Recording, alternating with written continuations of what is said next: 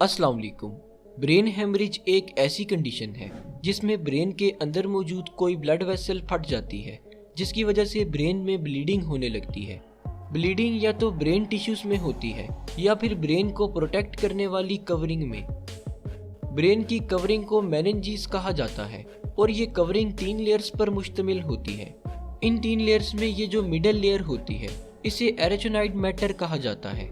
ये layer highly vascular होती है, यानी इस लेयर में बहुत ज़्यादा मिकदार में ब्लड वेसल्स ट्रैवल कर रही होती हैं, जिसकी वजह से बाज़ औक़ात इस लेयर में मौजूद ब्लड वेसल्स फट जाती हैं, जिसकी वजह से ब्लड लीक होकर इस लेयर में इकट्ठा होना शुरू हो जाता है।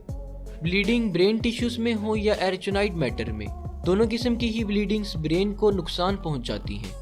अगर ब्लीडिंग ब्रेन टिश्यूज़ में हो जाए तो इस केस में ब्रेन के सेल्स ऑक्सीजन न मिलने की वजह से मरना शुरू हो जाते हैं।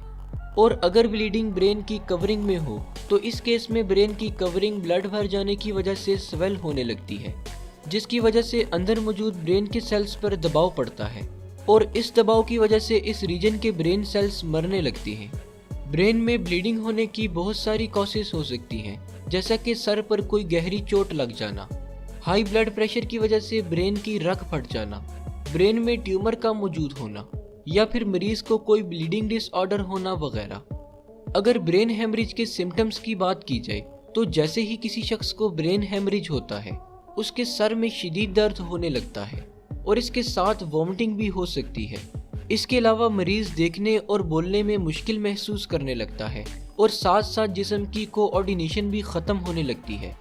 अगर ये सारी सिम्टम्स किसी शख्स में शो हो रही हों तो इसे फ़ौरन डॉक्टर के पास ले जाना चाहिए, क्योंकि अगर ब्रेन हेमरेज की ट्रीटमेंट में ज़रा सी भी देर हो जाए तो पेशेंट की डेथ भी हो सकती है।